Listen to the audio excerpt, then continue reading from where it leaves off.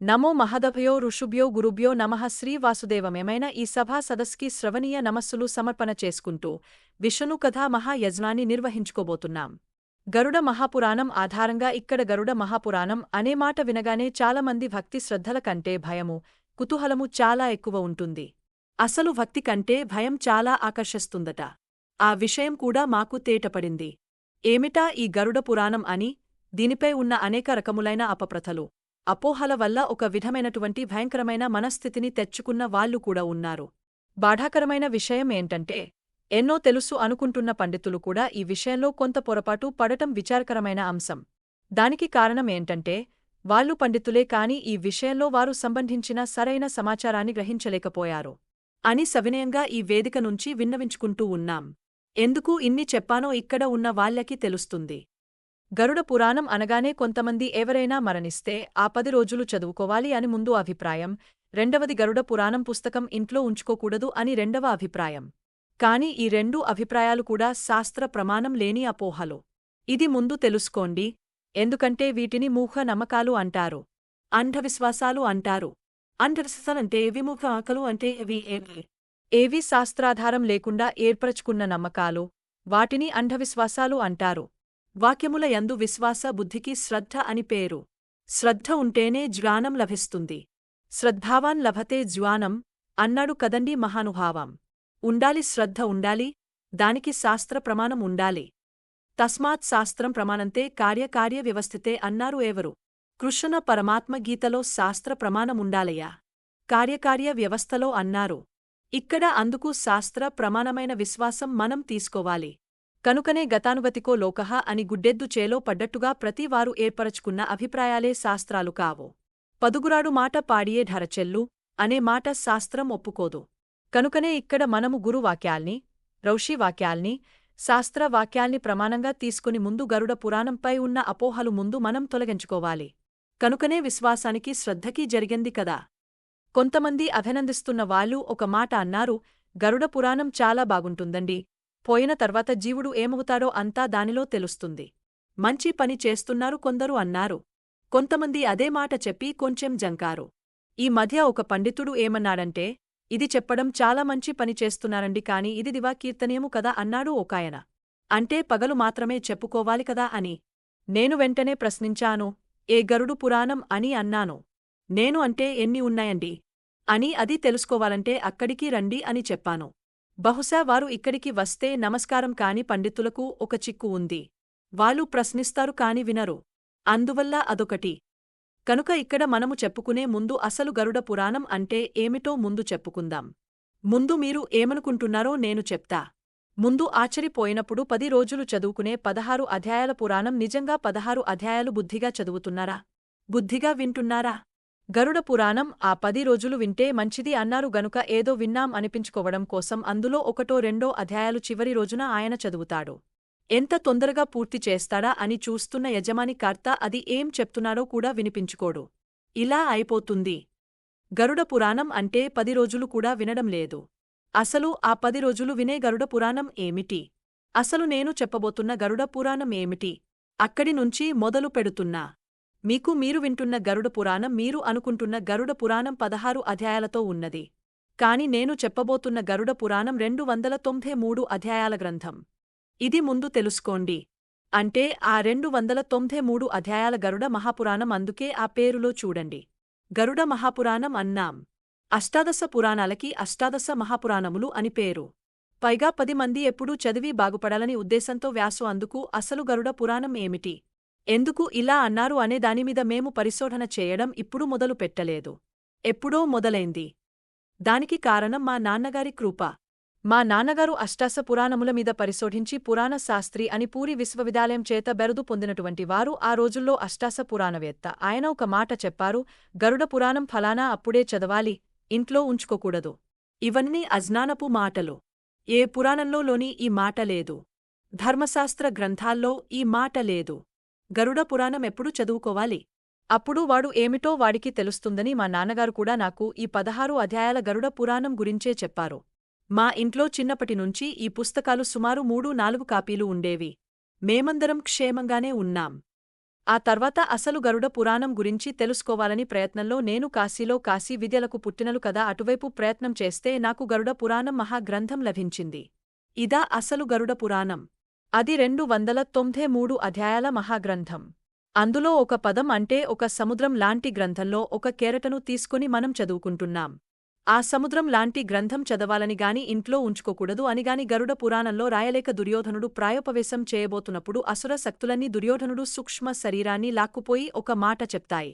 ఏమని అంటే, మేము నీ మీద చాలా హోప్స్ పెట్టుకున్నాం. భూమి మీద ఉన్న ధర్మమంతా దెబ్బతీయడానికి అసుర శక్తులన్నీ నిన్ను సెలెక్ట్ చేసుకున్నాయి. అలాంటి నువ్వు ఇప్పుడు శరీరం వదిలేస్తే మాకైతే ఏం కాను. కనుక ఆ మీద చిట్టచివరికి భీష్మ ద్రోణాదుల మీద కూడా ఆవహించి ఉన్నాము. మేము ఇది మీరు జాగ్రత్తగా ఆలోచించవలసిన అంశం. ఇది అలాగే అసుర శక్తులు మూకుమ్మడిగా వచ్చినప్పుడు ఆ రోజుల్లో బాధలేదు. ఎలాంటి అసుర శక్తులనైనా ఎదుర్కొనేటువంటి శ్రీకృష్ణ పరమాత్మ ఉన్నాడు. గనుక అప్పుడు మనకు ఏం బాధలేదు. ప్రధానంగా ప్రమాణభూతంగా దొరుకుతున్నటువంటి అధ్యాయాలు గరుడ పురాణం. దానిలో మరికొందరు ఋషులు కూడా చేర్చి పెంచినటువంటి గరుడ పురాణం. అవన్నీ తీసుకుని మొత్తం గరుడ పురాణాన్ని 2 భాగములుగా విభజించాడు వ్యాసదేవుడు. తెలుసు కదా, పురాణములన్నీ వ్యాసుడు ఇచ్చాడు. అసలు పురాణముల గురించి పరిచయం చేసుకోవాలి. పురాణం అంటే మన యొక్క ప్రాచీన కథ. మన యొక్క అంటే మానవుడి యొక్క అంటే సృష్టి యొక్క ప్రాచీన కథను చెప్తుంది. పురాణం వేదము, పురాణము, ధర్మశాస్త్రము. ఈ 3 హిందువుల మత గ్రంథములు. శృతి, సమృతి, పురాణానాం. శృతి, సమృతి, పురాణం కనుక వేదము, ధర్మశాస్త్రము, పురాణములు ఈ 3 పరస్పర విరుద్ధములు కావు. ఒక్కటి గుర్తుపెట్టుకోండి, పురాణమే లేకపోయి ఉంటే హిందూ మతం ఇలా బ్రతికి బట్టకట్టగలిగేది కాదు. పురాణాల వల్లనే మనకి ఈ పండగలు ఇవి అన్ని కూడా మనకు తెలిసినవి. దానివల్లనే మన ఆచార వ్యవహారాలన్నీ నిలబెట్టింది పురాణం. పైగా పురాణం మొట్టమొదటి ప్రజావిద్య సామాన్య జనుల కోసం వ్యాసదేవుడు పురాణాన్ని రచించాడు. మనం అంటూ ఉంటాం ఈ రోజులు సామాన్య ప్రజలకు అందాలండి, సామాన్య ప్రజలకు అందాలండి అని. ఈ తపన మొట్టమొదట పడిన వాడు వ్యాసుడు. వేదాన్ని తీసుకుని భాగములుగా విభజించాడు. ఋగ్జ, సామాధర్వణములుగా. అక్కడితో తృప్తి చెందక దాని యొక్క సారాన్ని గ్రహించి అప్పటికే ఉన్న పురాణ విద్య, వేదం ఎలా ఉందో పురాణం అలా ఉన్నది. ఆ పురాణ విద్యను ఆయన వ్యవస్థపరిచాడు. కనుక పురాణములు, వేదములు ఈ 2 కూడా వ్యాసుడు రాయలేదు. రెండిటినీ వ్యవస్థపరిచాడు. అలా వేదములను 4గా వ్యవస్థపరిస్తే పురాణాలని 18 మహాపురాణాలుగా వ్యవస్థపరిచాడు. ఇందులో ఆయన ఏం చేసింది, చేసిన పని ఏమిటి, వ్యాసుడు ఏం చేశాడు అనే దాని గురించి ఆలోచిస్తే మనం ఎన్ని జన్మలు ఎత్తిన వ్యాసుడు రుణం తీర్చుకోలేము అండి. ఆయన పడిన తపన, వీడు పురాణం అంతా అంత పని చేశాడు, మహాభారతం అంతా అంతకంత పని చేశాడు. మహానుభావుడు. మహాభారతం కూడా పురాణ సంప్రదాయంలోనే రచించాడు ఆయన. అందుకే మనందరికీ జగద్గురువు నిజాన్ని వ్యాసుడే అనుకోవాలి. వ్యాసుడు చేసిన గొప్ప మహోపకారం ఏంటో జాగ్రత్తగా పరిశీలించండి. ద్వాపర యుగాంతానికి పైగా కలియుగం ప్రారంభం అవుతున్న సంధికాలంలో ఆ మహానుభావుడు ఏం చేశాడంటే, కలియుగ మానవులకి ద్వాపర యుగాంతం వరకు విస్తరినటువంటి రకరకాల విజ్ఞానం. నేను ఒక మాట అన్నాను, విజ్ఞానములు లేదా విద్యలు ఇవన్నీ కూడా ఆయన ఏం చేశాడు, సారహూతంగా ఒకచోట ఇమిచ్చాడు. అదే పురాణం. ఒకవైపు వేదము, వేదాన్ని ఆధారం చేసుకుని వర్ధిల్లిన ఆయుర్వేదము, గాంధర్వ వేదము, జ్యోతిష్య శాస్త్రం, మంత్రశాస్త్రం, వేదాంత శాస్త్రం, అన్ని పురాణాలు పెట్టాడు. కనుక మీకు పురాణాలు అన్ని దొరుకుతాయి. కొంతమంది అరకొరగా పురాణాలను పరిశీలించి పైపై మాట్లాడుతూ ఏదో పురాణాల గురించి మాట్లాడితే అదేదో తక్కువ అనుకుని, మేము వేదాలు, ఉపనిషత్తులు అండి, మాకు అన్నీ ఈ పురాణ కథలు కాదండి అంటూ ఉంటారు. పాపం, పొరపాటు. గుర్తుపెట్టుకోండి, పురాణములు వేదాంతాన్ని తేటపరిచి ఇచ్చాయి. పురాణములు బ్రహ్మ విద్యను ప్రతిపాదించడం కోసం పుట్టాయి. పురాణముల ద్వారా బ్రహ్మ విద్య స్పష్టంగా ప్రతిపాదింపబడుతుంది. పురాణములు కర్మ, భక్తి, జ్ఞాన మార్గములు మూడింటిని సృష్టి పరచడం కోసం పుట్టాయి. పురాణములు మనల్ని సంపూర్ణంగా తీర్చిదిద్దడం కోసం పుట్టాయి. పురాణములు సరిగ్గా పరిశీలిస్తే ఈ విషయం చెప్పుకుంటాం. కనుక పురాణానికి కొన్ని లక్షణాలు ఉన్నాయి. ఒక్కొక్క ప్రక్రియకి ఒక్కొక్క స్వభావం ఉంటుంది, ఒక లక్షణం ఉంటుంది. పురాణం పంచలక్షణం అన్నారు. అది సర్గశ్చ ప్రతిసర్గ వంశో మన్వంతరానిచ వంశాను చరితంచేవ పురాణం పంచ లక్షణం. పురాణం అనే ప్రక్రియ 5 లక్షణాలతో ఉంటుంది. ముందు పురాణం గురించి మీరు పరిచయం చేసుకోవాలి. సర్గ, ప్రతిసర్గ. సర్గ అంటే సృష్టి ఆరంభాన్ని తెలియజేస్తుంది. ఈ సృష్టి ఎలా ప్రారంభమైంది, ఎలా జరుగుతున్నది ఇవి చెప్తూ ఉంటుంది. ఇక ప్రతిసర్గ అంటే కొన్ని కల్పాలు తర్వాత ప్రళయం జరిగే మళ్లీ సృష్టి జరగడం, అవాంతర ప్రళయములు వాటిని చెప్తూ ఉంటుంది. ప్రతిసర్గ తర్వాత వంశో మన్వంతరానిచ వంశ చరిత్రలు చెప్తుంది. వంశ చరిత్రలో ప్రధానంగా 2 రకాలుగా ఉంటుంది.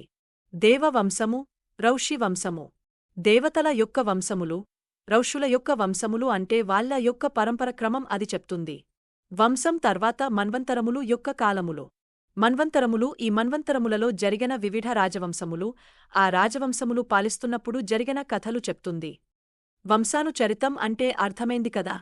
కనుక పంచ లక్షణాలు సర్గ, ప్రతిసర్గ, దేవ, రౌషి వంశములు, మన్వంతర కాలములు, ఆ మన్వంతర కాలాల్లో జరిగిన వివిధ రాజవంశముల చరిత్రలు.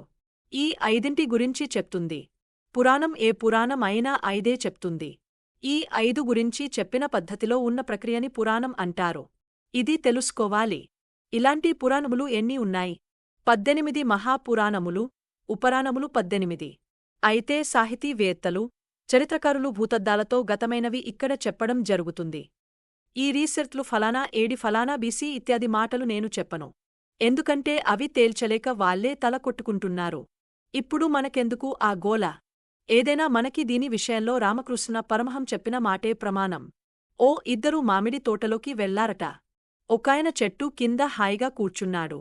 ఇంకొక ఆయన మొత్తం సాయంత్రం వరకు ఇందులో ఇన్ని రకాల మామిడి చెట్లు ఉన్నాయి, ఇన్ని రకాల పరు ఉన్నాయి, వాటి కేటగిరీస్ ఇవి, ఇన్ని రాసుకొచ్చాడట, చూపించాడు. ఇంత జ్ఞానం సంపాదించాడు, తెలుసా అన్నాడు. తెలుసు మరి నువ్వేం చేశావ్? నేను ఇవేం తెలుసుకోలేదు, చుట్టుకో పండ్లు తినుకుంటూ కూర్చున్నాను అన్నట్టు.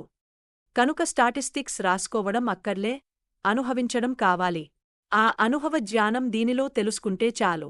ఎందుకు మనకి బతుకు పనికొచ్చేది ఏదో తెలుసుకుందాం. ఉన్న ఐవే ఇంత, దానిలో ఈ బుద్ధి ఎంత? దాన్ని తత్కాలు గ్రహించడానికి ప్రయత్నం చేద్దాం. పురాణములు 18, వాటి సంఖ్య కూడా గుర్తుపెట్టుకోవడం కోసం మనకు ఒక ప్రక్రియ. అది వ్యాసుడే చెప్పాడు. మద్వయం భద్వయంచేవ ప్రత్రయం వచతిష్టయం అనాపలింగ కూస్కాని పురాణాని ప్రోతక్ పురాణాలు గుర్తుపెట్టుకోవడానికి చెప్పిన లెక్క. ఇది మన వాళ్ళు జ్ఞాపక శక్తి కోసం ఎన్నెన్ని ప్రక్రియలు చెప్పారో అయినా జ్ఞాపకం లేదండి అంటే నమో నమః.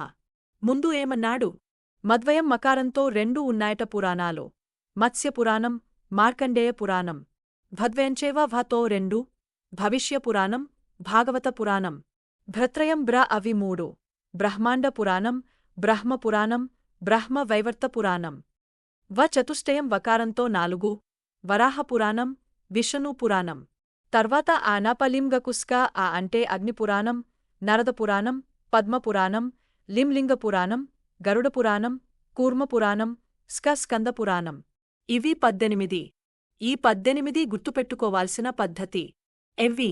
ఇందులో మనం ఇప్పుడు గరుడ పురాణం గురించి చెప్పుకుంటున్నాం. ఈ గరుడ మహాపురాణం 2 భాగములుగా ఉన్నది. ఒక భాగం పూర్వఖండము, రెండవ భాగం ఉత్తరఖండము. 2 ఖండములుగా ఇది వైభవం పెడుతుంది. ఇందులో పూర్వఖండం అంతటినీ ఆచారకాండ అని అంటారు. ఆచారకాండ. ఆచారం అంటే తెలుసుకదా? ఆచరించేది, ఆచరించవలసినది. ఆచారకాండ. ఈ ఆచారకాండ పూర్వఖండము అని చెప్పబడుతూ మొత్తమిప్పుడు ఉత్తరఖండం మళ్లీ 2 భాగాలుగా ఉంది. ఉత్తరఖండము 2 భాగములు. అది ధర్మకాండ, బ్రహ్మకాండ. ధర్మకాండ, బ్రహ్మకాండ. ఇందులో ఆచారకాండలో 243 అధ్యాయాలు ఉన్నాయి. నేను ఇందాక మీకు చెప్పిన అధ్యాయాల కంటే ఎక్కువ సంఖ్య వస్తుంది. గుర్తుపెట్టుకోండి. నేను చెప్పాను అనేకమంది ఋషులు కూడా తర్వాత చేర్చగా పెరిగిన పెద్ద పురాణం గురించి మీకు ఇప్పుడు చెప్తున్నాను. నేను ఇందులో ఆచారకాండ ప్రస్తుతం మనకి దేవనాగరి లిపిలో దొరుకుతున్నటువంటి గ్రంథం. దీన్ని ఎవరు తెలుగు కూడా చేయలేదండి. ఈ ఆచారకాండ 243 అధ్యాయాలు. పూర్వఖండం అంతా ఇందులో ఉత్తరఖండం మళ్లీ 2 భాగాలు చేయాలన్నాను కదా. ధర్మకాండ. ఈ ధర్మకాండ 42 అధ్యాయాలు. బ్రహ్మకాండ 29 అధ్యాయాలు. నాకంటే లెక్కలు బాగా తెలిసిన వాళ్ళు ఈ పాటికి కౌంట్ చేసి ఉంటారు. మొత్తం 314 అధ్యాయాలు వచ్చాయి. చూడండి సరిగ్గా ఇందులో ఈ హర్మకాండ అని చెప్పిన మధ్యలో 42 అధ్యాయాలు. అందులో ప్రేతకల్పం అనే పేరుతో ఒక భాగముంది. అందులో నుంచి ఒక 16 అధ్యాయాలు తీసి గరుడ పురాణ సారోద్ధారం అనే పేరుతో ఒక గ్రంథాన్ని రచించారు. గరుడ పురాణ సారోద్ధారం. అది 16 అధ్యాయాలు. అది ఋషుల యొక్క ఉద్దేశం ఏంటంటే ఇది బాగా తెలుసుకుంటే వీరికి పరంకి సంబంధించిన విషయాలు కూడా తెలుస్తాయని ఆ 16 అధ్యాయాలు ప్రత్యేకంగా గ్రంథంగా చేసి ఉంచారు. దానివల్ల ఏమిటంటే మనిషికి కనిపించే ఈ స్థూల దేహమే కాక ఇంకా సూక్ష్మ కారణ శరీరములు, వీటి యొక్క గతులు ఇవన్నీ ఏంటో తెలుస్తాయి. దీనికి ముందు ఏం చెప్తాడు అంటే, ఉత్తమ జీవుడు ముక్తి పొందేటప్పుడు ఎలా వెళ్తాడు, భక్తుడైన వాడు దివ్యలోకాలకు ఎలా వెళ్తాడు, ఇవి చెప్తూ నరకాది లోకాలకు ఎలా వెళ్తారు, జీవుడి గమనం ఎలా ఉంటుందో చెప్తూ చెప్పిన సందర్భంలో ఇచ్చాయి. ఇలాంటి సందర్భం ప్రతి పురాణంలో వస్తుంది. జాగ్రత్తగా తెలుసుకోండి. అమ్మ, ప్రతి పురాణంలో కూడా సర్గ ప్రతిసర్గ లక్షణాలు భాగవతంలో కూడా వస్తుంది. భాగవతంలో కూడాను అనేక లోకములు వర్ణన చేస్తూ జీవుడి శరీర పతనానంతరం నరకాది లోకాలకు వెళ్లడం అక్కడున్న 21 భాగవతంలో ఎలా వర్ణించారు. గరుడు పురాణంలో అలా వర్ణించారు. విష్ణు పురాణంలో అలాగే వర్ణించారు. ప్రతి పురాణంలో ఒక భాగం ఉంటుంది. అది అయితే పురాణములు ఎలా చెప్తాయి అంటే, ఒక పురాణంలో ఒక దాన్ని డీటెయిలర్గా తీసుకువెళ్తాయి. అక్కడ వదిలేసిన కొద్ది భాగాన్ని ఇంకో పురాణంలో మరింత డీటెయిలర్గా వర్ణిస్తాయి. అది పురాణ ప్రక్రియలో ఉన్నటువంటి విశేషం. అందుకే పెద్దలు ఏం చెప్తారంటే, 18 పురాణాలను విడివిడిగా కాకుండా ఒక్క పురాణ విధిగా మీరు రీసెర్చ్ చేసినట్లయితే అసలు భారతీయుల అసలు చరిత్ర తెలుసుకోవడానికి ఆధారం పురాణాలు అండి. దాన్ని బేస్ చేసుకుని మనకి భారతీయులను అవమానించడానికి గాను పరాయి వాళ్ళు పాలించే రోజుల్లో వచ్చినటువంటి అసలు కాని చరిత్ర ఏదో అదే ఇప్పుడు మనం చదువుకుంటున్నాం. ఇదే తప్పు చరిత్ర అనిపించేటంతగా మనం చరిత్రహీనులుగా మారిపోయాం. ఇది బాధాకరమైన విషయం. కాని ప్రస్తుతం పాశ్చాత్యులు కూడా పరిశోధన చేసి ఇప్పుడు మనం చదువుతున్న భారతీయ చరిత్ర అసలు చరిత్ర కాదని వాళ్ళు చెప్తున్నారు. కాని మనం వినం.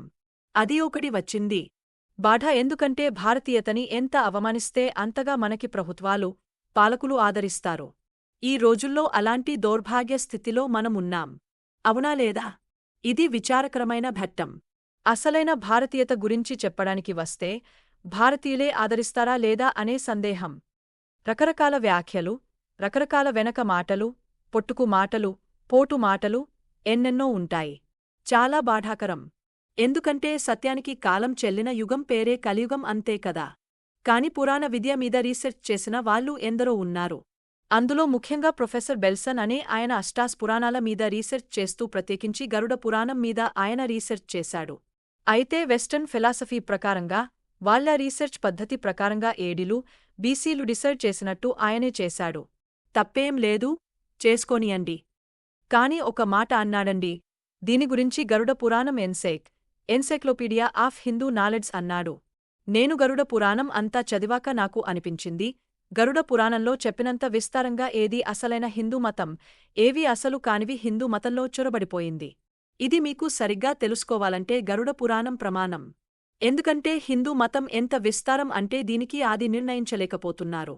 ఇప్పటికీ మిగిలిన వాటన్నిటికీ ఫలానా బీసీలు, ఫలానా ఏడీలు చెప్పగలుగుతున్నాం. కాని హిందూ మతం యొక్క ఆది నిర్ణయించలేకపోతున్నాం. ఎందుకంటే మన ఆది సృష్టి ఆది నుంచి కనిపిస్తాం. సృష్టి ఆది నుంచే కనబడుతున్నటువంటి హిందూ ధర్మం యొక్క సమగ్ర స్వరూపం మన నమ్మకాలు, మన శాస్త్రములు, మన విద్యలు, చిట్టచివరకు మనం చూసే సకుట పడేసే వేదాంత వరకు అన్ని ఉన్నాయండి గరుడ పురాణంలో.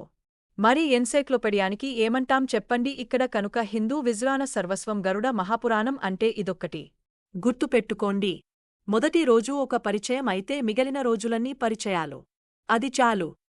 ఇదొక సారద్ధారం అనుకోండి. అందులో ఉన్న సారాన్ని తీసుకొచ్చి చెప్తున్నట్టుగా భావిస్తే ఎంత ధన్యత మనం పొందామో ఆలోచించుకోవచ్చు. ధన్యత అందుకు ఇప్పుడు గరుడ పురాణం గురించి మీకు పరిచయం చేశాను కదా. ఎన్ని ఖండములు? 2 ఖండములు. ఎన్ని కాండములు? 3 కాండములు. ఇందులో మనం అనుకుంటున్నది ఎంత భాగం? అది దానికి భయాలు, బెంబేలు, అపోహలు, భ్రమలు అంటే ఇంకా తెలుసుకోవాల్సింది ఎంత ఉందో ఆలోచించుకోండి. మొత్తానికి గరుడ మహాపురాణంలో చెప్పబడుతున్న విషయములు ఉన్నాయే. దాన్ని ఎంత క్లుప్తంగా మన జీవితాలు బాగుపడటానికి కోసం సాధనపరంగా చాలా అంశములు ఉన్నాయి.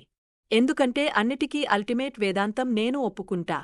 కాని దేహాత్మ భ్రాంతి అంత తేలిగ్గా పోదు. ఈ దేహము నువ్వు కాదు. వీటికి అతీతమైన ఆత్మ ప్రభువు అంటే విన్నంతసేపు బాగుంటుంది. గట్టిగా 10 మాటలు చెప్తే 11వ మాటకు ఆవలింత కూడా వస్తుంది. అవునా లేదా? కనుక దేహాత్మ భ్రాంతి సహజం. అది పద్ధతిగా పోవాలి. పద్ధతిగా పోవాలంటే సత్కర్మాచరణ, భగవద్భక్తి, క్రమక్రమంగా విచారణ ఇవి జరుగుతాయి. కనుక మనల్ని బాధించే అంశములు ప్రాకృతికంగా చాలా ఉన్నాయి.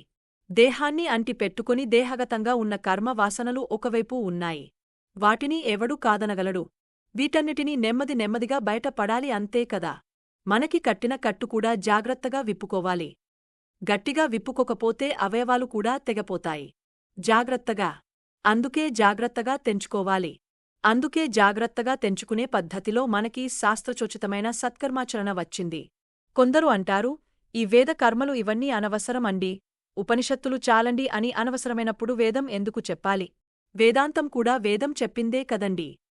ఒకాయన నాతో అన్నాడు, ఏమని అయ్యా, ఈ కర్మలు, ఈ పూజలు, పునస్కారాలు, ఈ మతాలని మీరు చెప్తారు. మేమంతా తత్వం చెప్తాం, వేదాంతం చెప్తాం.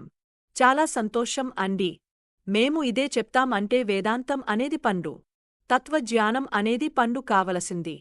పండే, అంతేగాని మనం తినాలనుకుంటే పండు తిని రసం ఆస్వాదిస్తాం. కాని చెట్టు కొమ్మనో బెరడునో కొరకం కొరికితే రుచి ఉండదు. అవునా లేదా? కనుక మనం కొరకం దేన్ని? బెరడును కొరకము, వేరును కొరకము, కొమ్మను కొరకము, ఆకును కొరకము, పండునే తినాలి. అందుకు ఈ వేదం అనబడేటువంటి సత్కర్మలు, సద్భక్తి ఉంటేనే వేదాంతం అనే ఫలముంటుంది. అందుకే నేను మొట్టమొదటి శ్లోకం చదివాను. భర్మద్రోబద్ధములో నిగమస్కంఠ పురాణ శాఖ్యః క్రతు కుసుమో మోక్ష ఫలో మధుసూదన పాదపోజయతి.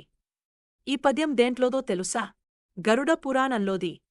ఏం అద్భుతమైన పోయట్రీ చెప్పాడో ఇందులో చూడండి. మధుసూదనుడు అనే ఒక చెట్టు ఉందట అండి.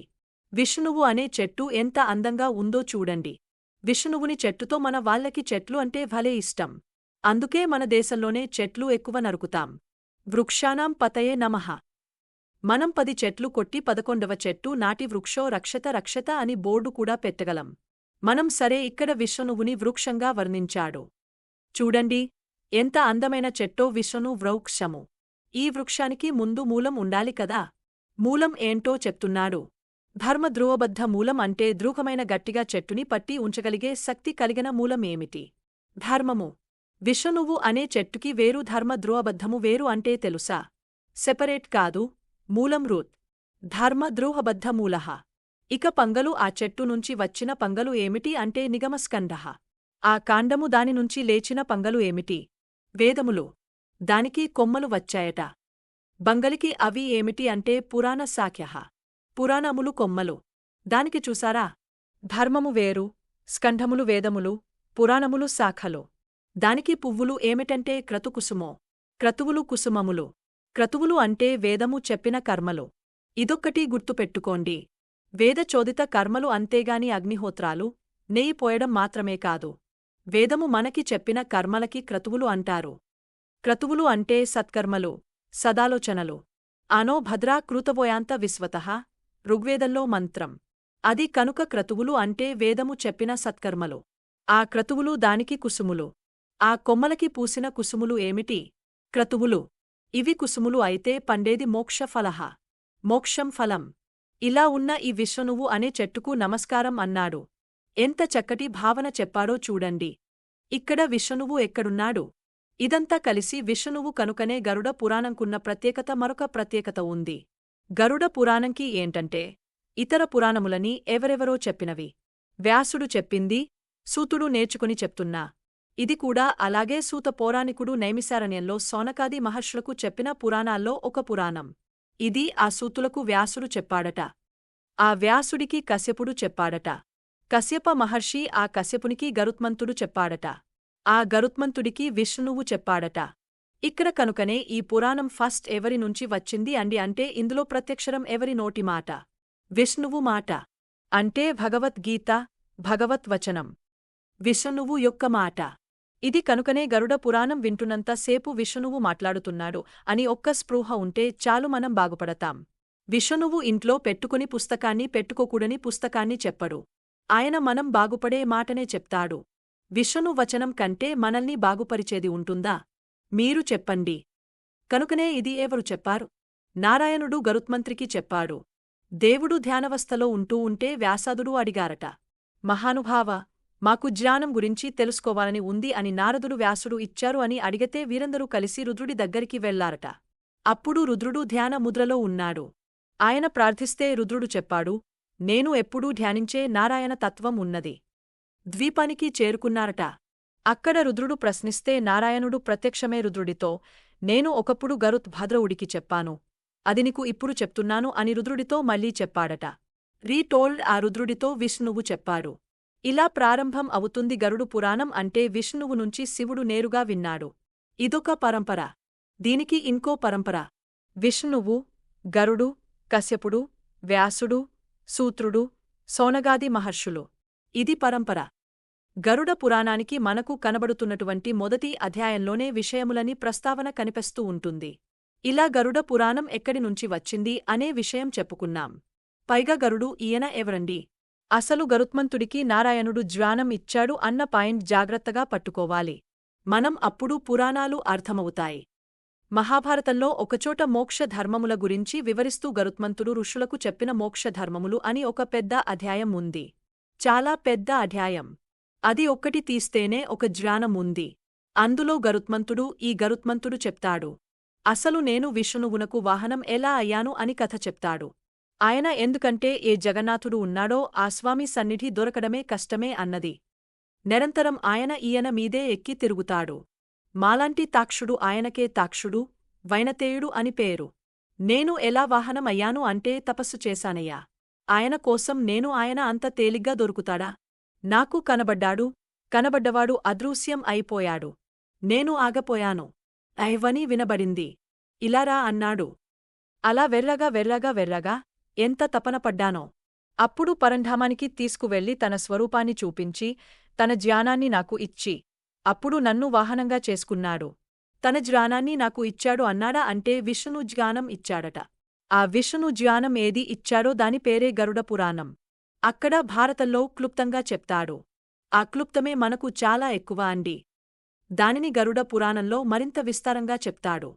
అంటే గరుడ పురాణం ప్రస్తావన మహాభారతంలో కూడా వ్యాసుడు చేశాడు అనే విషయం గ్రహించడం కోసం దీన్ని నేను ఉదాహరించాను.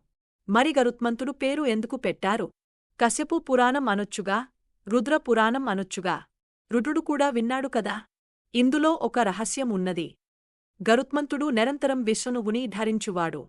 పైగా గరుత్మంతుడు గురించి భాగవతంలో ఒక మాట చెప్పారు.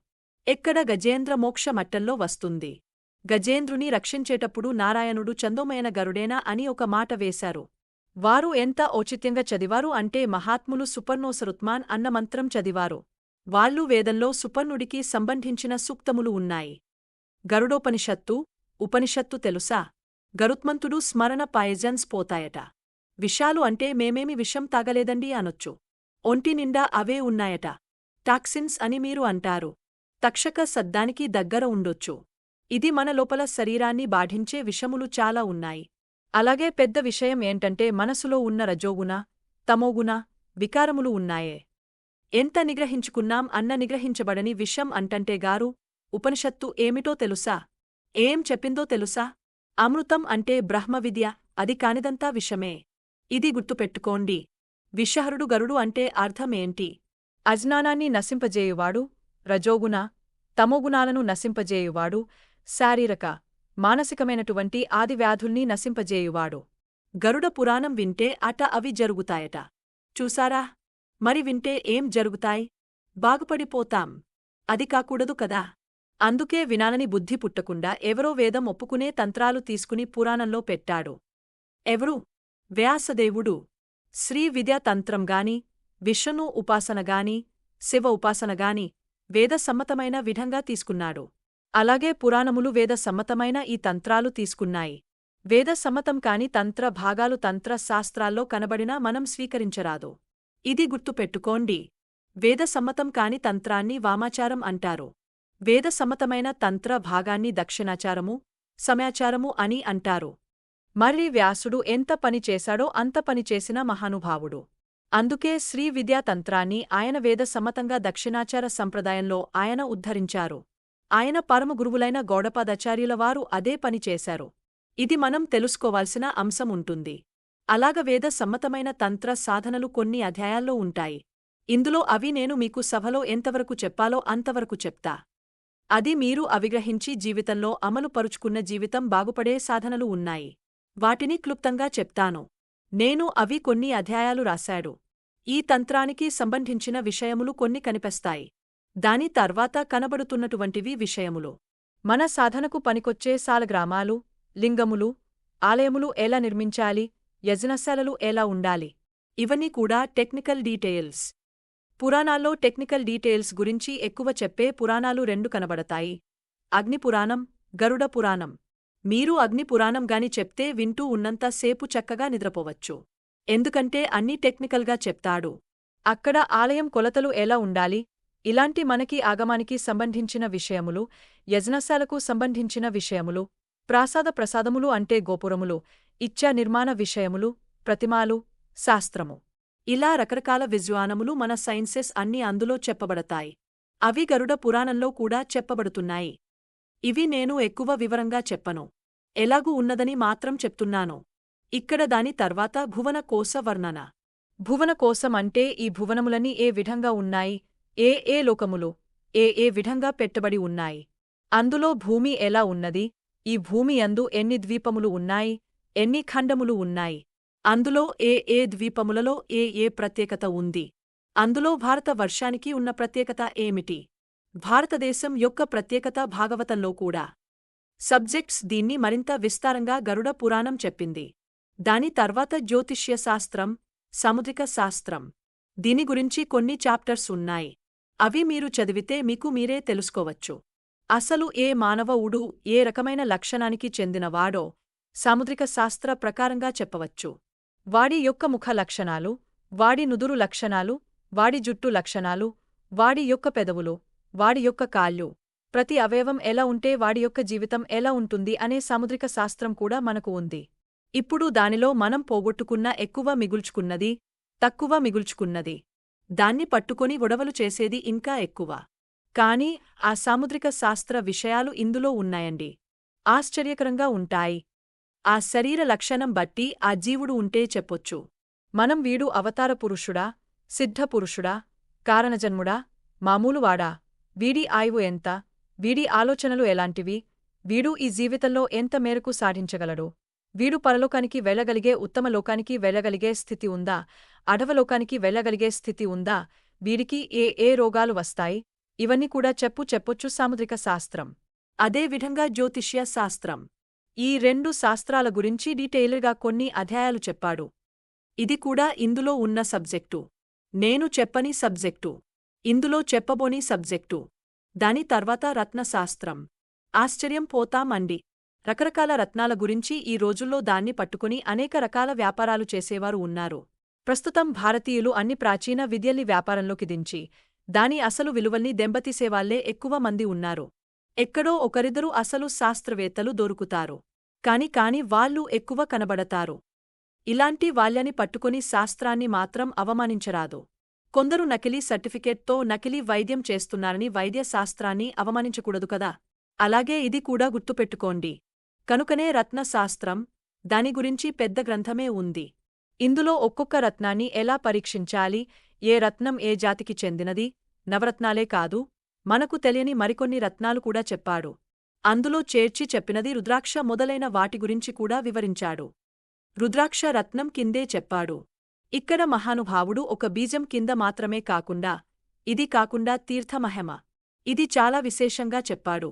ఏ తీర్థములు, ఏ వేటివేటి కోసం కేటాయించబడి ఉన్నాయి, క్షేత్రముల యొక్క మహిమ ఏమిటి, ఇలాంటి తీర్థ మహిమలు, గంగాది తీర్థ మహిమలు అవి శ్రవణం చేసినంత మాత్రాన తీర్థ స్నాన ఫలములు లభిస్తాయట. కనుకనే ఖర్చు లేకుండానే స్నాన ఫలం పొందొచ్చు. గనుక అవి అక్కడక్కడ చెప్తాను. నేను చెప్పబోయేది ఏమిటి, చెప్పకుండా వదిలేసేది ఏమిటి కూడా మీకు చెప్తాను. అలాగే శ్రాద్ధ కర్మల యొక్క విధానం, శ్రాద్ధ కర్మల ఫలితం, పితృదేవతలు ఎవరు, మనం అనుకుంటున్నది వేరు, శాస్త్రంలో ఉన్నది వేరు. పితృదేవతల ఆరాధన ఎంత అవసరం. మనకి మనం ఏంటంటే మనకు కనిపిస్తున్న శరీరాల గురించి ఆలోచిస్తూ ఉంటాం. ఈ శరీరం నుంచి వచ్చిన శరీరాల గురించి ఆలోచిస్తూ ఉంటాం.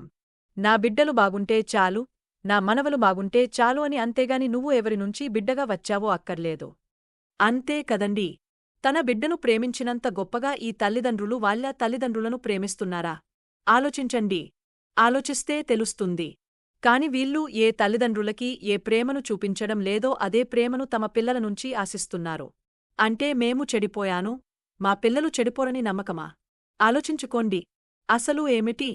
అసలు ఈ తల్లిదండ్రులకి పిల్లలకి బంధం ఏమిటి? ఈ జీవుడు ఆ కడుపులోనే ఎందుకు పుట్టాలి? ఈ బంధం కడుపు నుంచి బయట పడినంత మాత్రాన పోతుందా లేదా?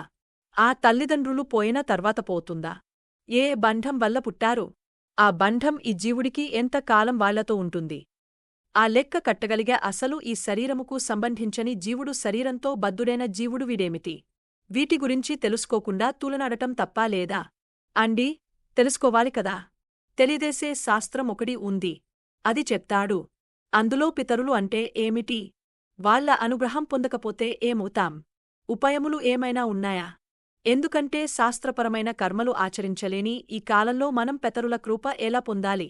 దీనికి సంబంధించిన ఒక అద్భుతమైన కథలు, భట్టాలు, చక్కటి విషయాలు చాలా అద్భుతంగా చెప్తాడు. అది కూడా మనం చెప్పుకుంటాం. దీని తర్వాత విషయం ఏంటంటే వ్రత విధానాలు. ఆశ్రయం. ఎన్ని రకాల వ్రతాలు మనకు ఉన్నాయి? మనకున్న తిథులు, వారాలు, నక్షత్రాలు. వీటికి ఉన్న ప్రత్యేకతలు ఏదో మనం వ్యవహారం కోసం ఈ టైం డివిజన్ చేసుకోలేదు. గుర్తుపెట్టుకోండి. కొందరు అంటూ ఉంటారు, మన టైమింగ్ చాలా కష్టం అండి. మిగిలిన క్యాలెండర్లో అయితే 17వ తారీఖు అంటే 17వ తారీఖే మనకి ఇవాళ తది. ఈ లెక్క చెప్తే మరొకసారి తది మరో లెక్క చెప్తారు. ఏమిటండి అని అంటారు. ఎందుకంటే మనది పూర్తి శాస్త్రం మీద ఆధారపడింది గనుక అలాగే ఉంటుంది. ఏం చేస్తాం? కనుక తిథులు, వారాలు, నక్షత్రాలు, వీటికి ఉన్న ప్రాధాన్యం ఏమిటి? ఆ రోజున మనం ఎలా వినియోగించుకోవాలి? ఏది చేయడం వల్ల ఏ వ్రతాచరణం వల్ల ఏ సిద్ధులు పొందగలం? ఎందుకంటే జీవుడికి ఐహికమైన కోరికలు తీరాలి, పారమార్థికమైన ఫలితములు కావాలి. కాని కొంతమంది ఈ కోరికలు ఇవన్నీ వృధా అండి, మోక్షమే ప్రధానం అండి అని అంటూ ఉంటారు. ఇవి అవతల వాడికి చెప్పడానికి పనికొస్తాయి తప్ప వాడికి కొన్ని ఉంటాయి. ఇంత వేదాంతం చెప్పిన వాడికి కూడా ఏదో వ్యాధి వస్తే డాక్టర్ దగ్గరికి వెళ్తాడా లేదా?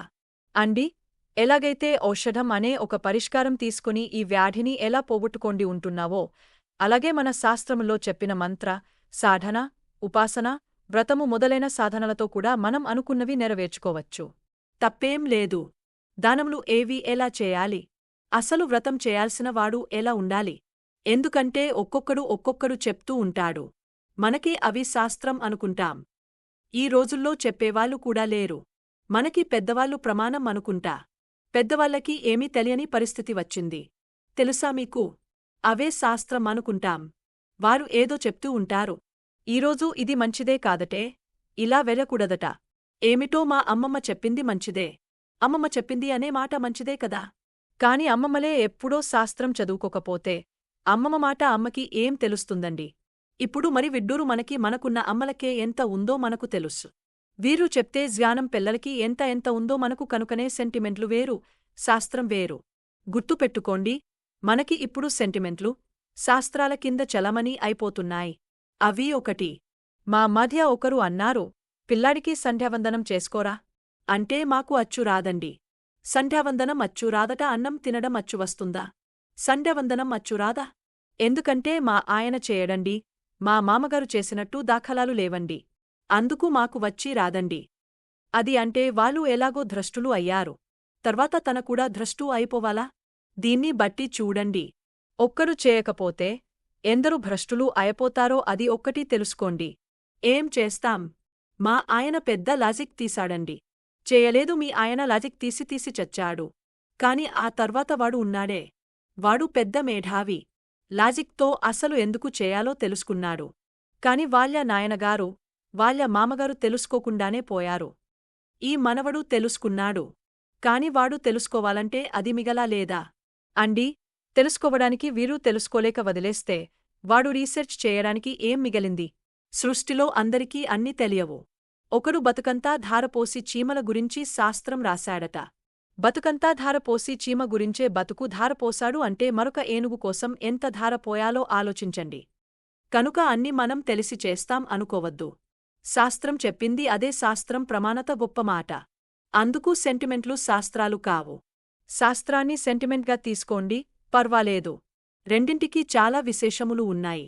ఎందుకంటే మనం ధర్మశాస్త్రాలు ఆఖరికి ముసలమ్మలు చెప్పే సెంటిమెంట్లు కూడా ఒకటి అనుకునే రోజులకు వెళ్ళిపోయాం.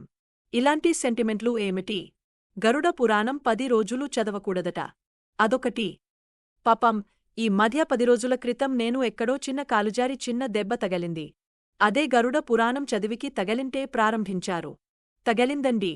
మొదలెట్టావో నాకు తెలుస్. అదృష్టవశాత్తు అమ్మవారు ఏదో మరి ముందే చేశారు. ఎవరు ఏమీ అనుకోకుండా జాగ్రత్త ఇలాంటి ఉంటే ఏం చేస్తాం.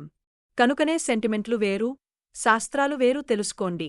అందుకు తస్మాత్ శాస్త్రం ప్రమాణంతో మనకు తెలియాలి. అందుకు ఇక్కడ చెప్పవచ్చేది ఏంటంటే వ్రతాలు ఎలా చేయాలి, దీక్ష అంటే ఏమిటి, ఎలా ఉండాలి ఇవన్నీ చక్కగా చెప్పాడు.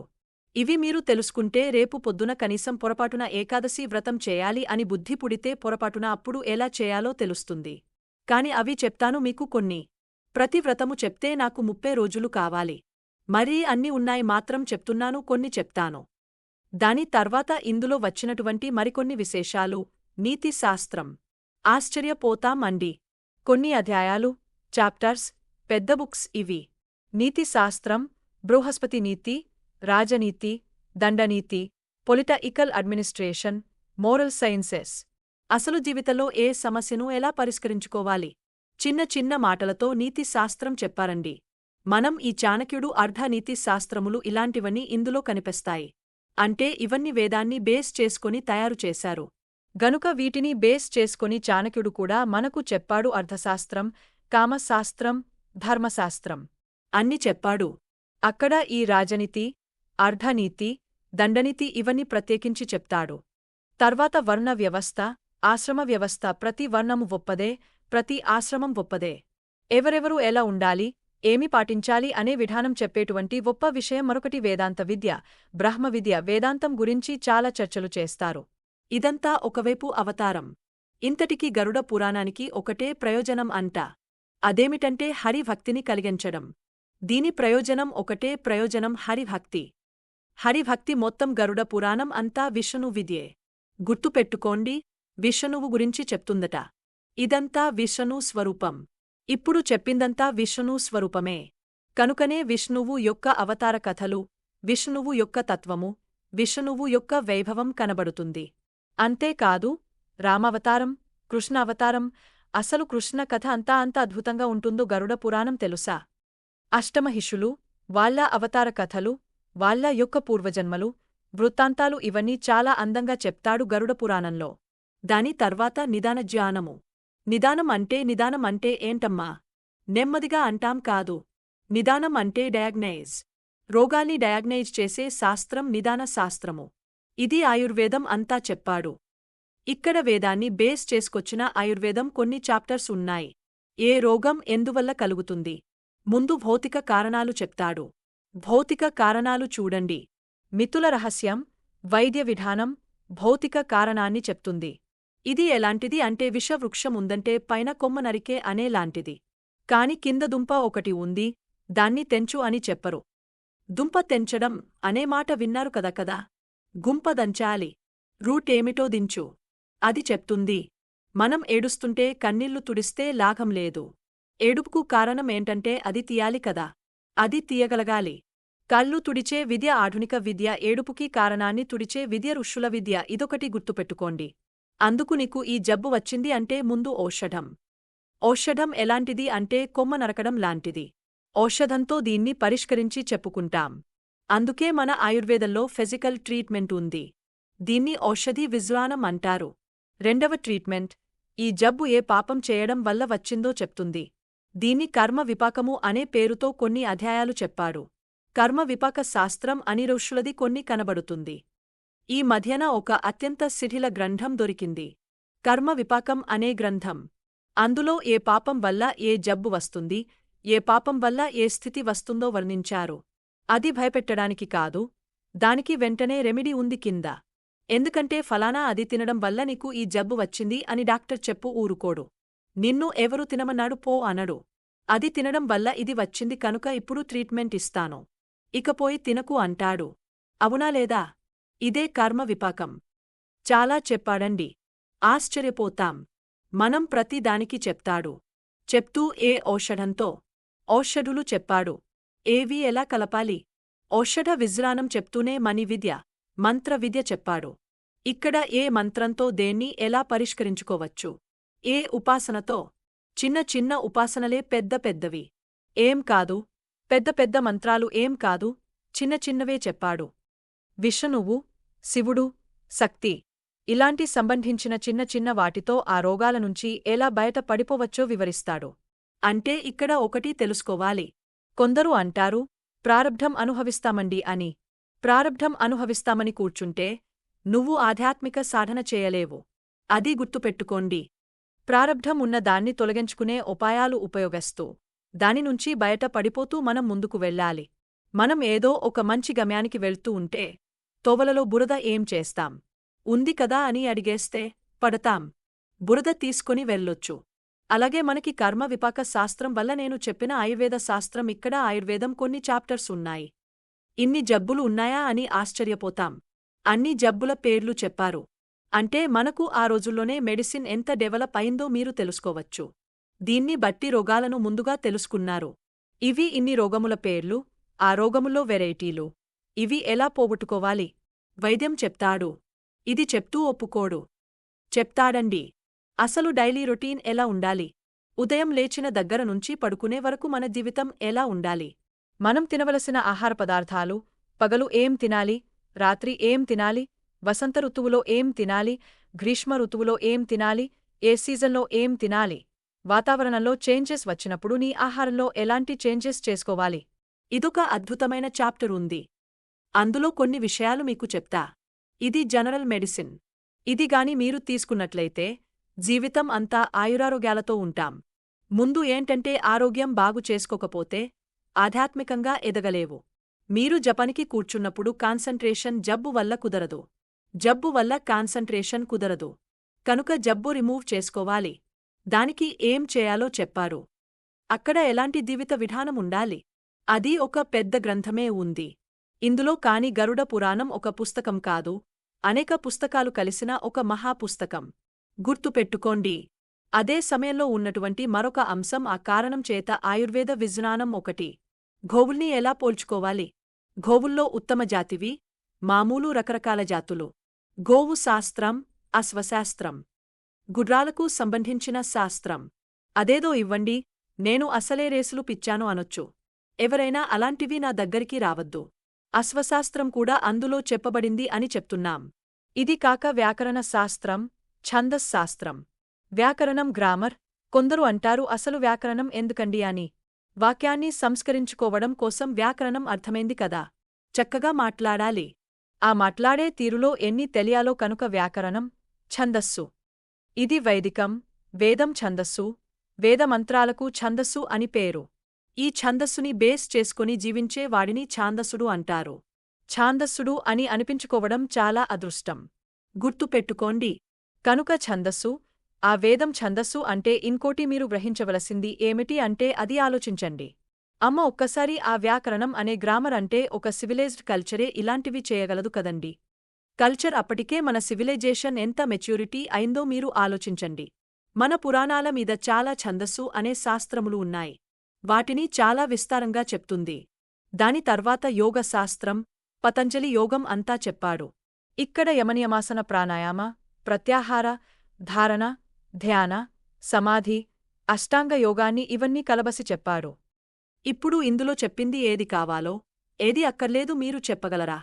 ఒక్క వ్యక్తి జీవితానికి ఎన్ని కావాలో అన్ని ఋషి ఆలోచించి ఒక్కచోట పెట్టి, అయితే ఇది బీసీదా, ఏడిదా పనికొస్తుందా, పనికొచ్చిందా అని మనకెందుకండి గోల? 314 అధ్యాయాల ఈ మహాగ్రంథాన్ని తీసుకుని ఇక్కడ చెప్పబోవడం అనేది పెద్ద సాహసమే అయినా ఇందులో కొన్ని భావించుకొని చెప్పడం జరుగుతున్నది. ఏవి తీసుకోవాలో అవి నారాయణుడే బుద్ధికి తోపింపజేయుగాక అని ఆయన పాదాలను శరణు వెరదాం. నారాయణాయ విద్మహే వాసుదేవాయ ధీమహి తన్నో విష్ణు ప్రచోదయ. మిమ్మల్ని నన్ను కూడా నారాయణుడే ప్రేరేపించుగాక. మనకు పనికొచ్చే విషయాలు గరుడ పురాణంలో నుంచి ఆయనే పలికించుగాక అని నమస్కరిస్తూ చిట్టచివరికి మళ్లీ వేదాంత విద్యతో పూర్తి చేస్తాడు. అది దీనిలో ఉన్న ప్రత్యేకత. కనుక ఇది మొత్తం ఎలా కూర్చబడింది, సమగ్రమైన వేద ధర్మాన్ని గరుడ పురాణం ఎలా అందించిందో ఇప్పుడు తెలిసింది కదా. ఇప్పుడు గరుడ పురాణం ఫలశ్రుతి చెప్తాను. ఏంటండీ ఫలశ్రుతి? చివరికి చెప్పాలి కదా. మొదట ఏమిటంటే గరుడ పురాణం ఫలశ్రుతి. గరుడ పురాణం మొదట్లో చెప్పాడు, మధ్యలో చెప్పాడు, చివర్లో చెప్పాడు. అవన్నీ కలబోసి మీకు చెప్తాను. గరుడ పురాణం ఇంట్లో ఉంచుకోవచ్చో లేదో, ఎప్పుడెప్పుడు చదవాలి మీరు నిర్ణయించుకోండి. నేను అన్నీ కూడా సంస్కృత శ్లోకం చదువుతాను. ఎందుకంటే నా అంతటా నేను చెప్తున్నాను, మీకు అనిపించకుండా ఉండడం కోసం, ఆథెంటిసిటీ, అధికారం, సాధికారంగా, ఆథెంటిక్గా చెప్పడం కోసం, విశ్వసనీయత కోసం ఇంగ్లీష్లో చెప్పండి క్రెడిబిలిటీ. దానికోసం నేను విష్ణువు చెప్పిన మాటలు చెప్తున్నా. వినండి. విద్యా కీర్తి ప్రభా లక్ష్మీ జయారోగ్యాధికారకం ఎప్పటేయా ద్రుద్ర సర్వవిత్ దివం రజేత్. ఇది రుద్రుడితో విష్ణువు చెప్తున్న మాట. ఇది విద్యని కీర్తిని ప్రభని అంటే వర్చస్సుని, సంపదని, జయాన్ని, ఆయురారోగ్యాలని ఇస్తూ, తర్వాత వాడిని ఉన్నత గతికి తీసుకువెళ్తుంది. ఈ పురాణము ఇది పురాణ ఫలశ్రుతి. రుద్రుడితో విష్ణువు చెప్పిన మాట. ఇంకొకటి చెప్తున్నాడు. ఎప్పటేయా ద్వాపీ శ్రావయత్వా సమాహితః సనిఖేల్ లేఖయత్వాపి ధారయేత్ పుస్తకంతు నను ధర్మార్థి ప్రాప్నుయాత్. ధర్మం అర్థార్థి చాపునియాత్ అర్థార్థి అర్థమాప్నుయాత్ పుత్రార్థి లభతే పుత్రాన్ కామార్థి కామమానియా విద్యార్థి లభతే విద్యాం జయార్థి లభతే జయాం బ్రహ్మ హత్యాదినా పాపి పాపశుద్ధిమవప్యాత్ వంజాపి లభతే పుత్రం కన్యాతి సత్పతిం మార్ధి లభతే క్షేమం హోగార్థి హోగమాప్నుయాత్ మంగళార్థి మంగళాని గుణార్థి గుణమాప్నుయాత్ కావ్యార్థి చ కవిత్వంచ సారార్థి సారమాప్నుయాత్ జ్ఞానార్థి లభతే జ్ఞానం సర్వ సంసారమర్దనం. ఇదం స్వస్తేనం ధాన్యం గారుడం గరుడేరితం ఫలశ్రుతి. ఎనగన్ అసర పురాణం కంటే ఇదే బాగుంది కదా. కొంతమందికి స్తోత్రాల కంటే ఫలశ్రుతులు భలే ఉంటాయి. పుత్రార్థి రవితే పుత్ర ధనార్థి రవితే ధనం కన్యార్థి రవితే కన్యా జ్ఞానార్థి జ్ఞానప్రిన్య వింటుంటే భలే భలే ఉన్నాయి కదండి. ఏది కావాలంటే అది ఇస్తుందట. అంతేకాదు చిట్టచివరికి అజ్ఞానాన్ని సంపూర్ణంగా మర్దనం చేసి పరమగతిని కలిగించగలిగినటువంటి శక్తి దీనికి ఉన్నది. ఇది గరుడం గరుడేరితం. ఇది గరుత్మంతుడి ద్వారా వచ్చిన గారు విద్య చూసారా. గారు విద్య, అందుకే దీనికి గరుడ పురాణం అని పేరు పెట్టారు. గరుత్మడు అమృత ప్రధాత కదండి. విషహరుడు అమృత ప్రధాత. కనుక ఇది మన శరీరాన్ని చెట్ట చివరికి జ్ఞానమనే అమృతాన్ని ఇస్తూ పుష్టిని చేయగల శక్తి దీనికి ఉంది అని ఈ మాట ద్వారా స్వామి చెప్తున్నాడు. గరుడోక్తం గారు ఈ శృణు రుద్ర మదాత్మకం. గరుడ పురాణం మదాత్మకం అంటే గరుడ పురాణం నా స్వరూపము. కాని గరుడ పురాణం ఎవరి స్వరూపం? గరుత్మంతుడు విష్ణువుని ఎత్తుకున్నాడు అండి. గరుత్మంతుడు అంటేనే విష్ణువు ఆయన మీద ఉన్నాడు. కాని గరుడ పురాణం అంటే విష్ణువుని మోసుకొచ్చిన పురాణం అర్థమైంది కదా. దీనిలో ఉన్నటువంటి మరొక అంతరార్థం. ఇది చెప్తూ ఇంతవరకు ఫలశ్రుతులు నేను అర్థం చెప్పక్కర్లేదు కదా. అందుకు శ్రోణియా వింటాడో, శ్రావయత్వా వినిపిస్తాడో ఎలాగో సమాహితః ఏకాగ్రబుద్ధితో, నమ్మకంతో ఇది సమాహితః శ్రద్ధతో ఎవడు ఈ 3 పనులు చేస్తాడో అంతే. సన్నిఖేత్ రాస్తాడో లేదా రాయించుతాడో లేదా ఇంట్లో ఉంచుకుంటారో వారికి ఇవన్నీ దొరుకుతాయి. ఇప్పుడు చెప్పినవన్నీ ఇప్పుడు చెప్పండి. గరుడ పురాణం ఇంట్లో ఉంచుకోవచ్చో లేదో మీరు నిర్ణయించుకోండి. అంతేకాదు గరుడ పురాణంలో ఒక్క శ్లోకం విన్నా ఏం జరుగుతుందో చూడండి. ఇక్కడ నా అకాలే మరణం తస్య శ్లోకమేకంతు పఠేత్. గరుడ పురాణంలో ఒక్క శ్లోకాన్ని చదివినా వాడికి అకాల మృత్యువులు రావు. ఇదొక్కటి గుర్తుపెట్టుకోండి. పైగా మరొక మాట చెప్తున్నాడు. శ్లోకార్థ పఠనాదస్య దుష్ట శత్రుక్షయే భవేత్ అన్నాడు శ్లోకంలో సగం. దీన్ని అధ్యయనం చేసిన శ్లోకంలో సగం చదివిన వాడిని బాధించే శత్రువులు దెబ్బతిద్దా. ఇది చెప్తున్నాడు.